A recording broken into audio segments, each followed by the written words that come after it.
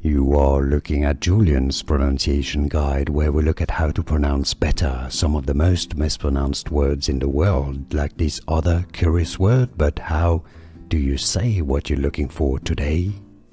Let's learn how to pronounce correctly once and for all these names. This is a name of different locations, but particularly famous for being a town in East London, England. If you want to learn more names from the UK, stay tuned, that are confusing.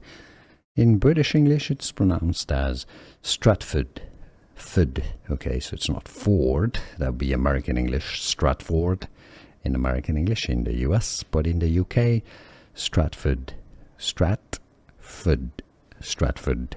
London, Stratford, England.